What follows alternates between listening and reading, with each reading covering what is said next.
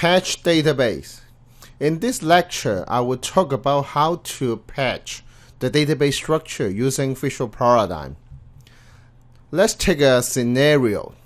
You have the online photo album and you keep releasing new features from version to version. The information you keep in the system will change all the time. And you want to change the information, it is unavoidable to change the database structure. You may need a new column, even a new table. As we said before, the database is an important component of your information system. And to introduce a new database structure, you cannot just throw away everything, reinitialize all the database, re-input all the data. Then what you need to do is you need to analyze the differences of the existing version, the production database, and your new version, the new database design, and then apply the differences to the production database. And we call this process a patch database. Most likely it will do when you roll out the new version. We suggest you make this process automatically when you roll out to new system, like you put it in a script or you put it in the initialization file of your new version, rather than do it manually. It can make a lot of error and slow down the upgrade process. To generate the upgrade, to generate the patch from visual paradigm is easy. You just go to the DB and generate database. The differences is you change from generate database to update database. Let me just do a quick demonstration to you before we move on. Here is the database we created in last lecture, online photo album. Let's take a look on the photo table. You see, we have the ID, album ID, etc. to the image path. And now we go to visual paradigm. This is the entity relationship diagram. We used it to generate such database. For example, we need to add a new column in the photo. We just add a new column. Say this is upload device. And you just store the in. This is used to store the photos is uploaded from the web browser or from your iPhone or from your Android. It saves the device which upload this photo. And assume I make that change now, finish my change in the new version. Then I just need to go to the tools, DB, and generate database. Under generate database, what I need to do is I change to update database. I just change the path to store in, say, my desktop. This is patch. And now you see I uncheck the export to database. I don't want it to execute directly to the database. I just want to get the script. Then I click OK. And then don't show me again.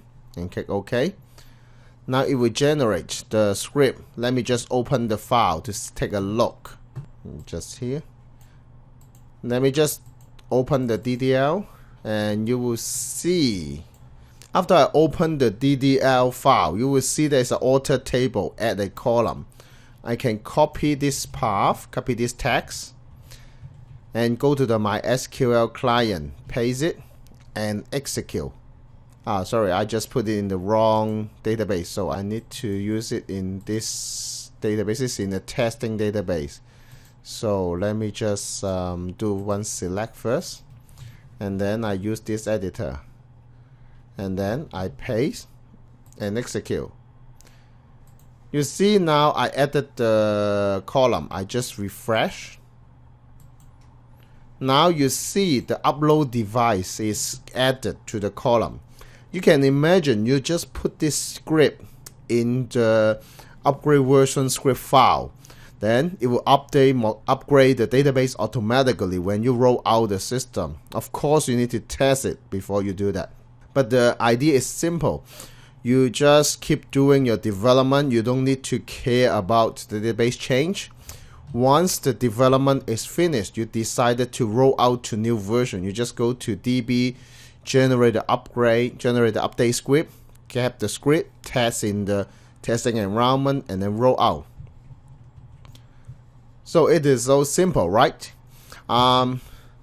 There is a very important option I would like to use the rest of this lecture to discuss. There is a checkbox called Include Job Table Column that not exists in ER model. You need to use it very careful. Let's talk about the consequence first. When you drop a table or column, if you drop a column, all the data in this column will be removed, that will be deleted permanently. At the sometimes something like that, if you drop the table, it drop all the columns and all the data will be erased from your database. You dropping a table and a column, usually it's a very significant change. If you do it inappropriately, you may lead to a irreversible data loss. Then how it would happen?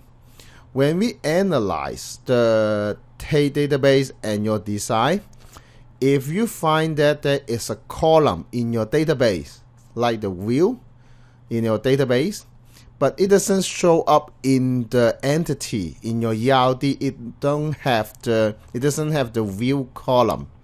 We cannot, as a visual product, we cannot assume that you don't need this column. Maybe you manually go to the database to create a column for fixing some urgent issue. So we will not delete it.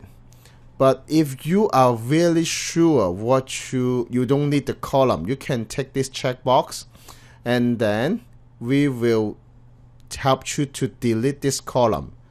So that's why we leave this option unchecked as the default, and you need to use it with a very careful before you really take it. Then you just click the OK to generate a patch as I demonstrate.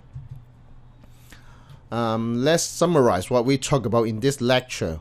We talk about the concept of database patching, and I showed you how to patch the database, and I also cover the delete column or table, the consequence.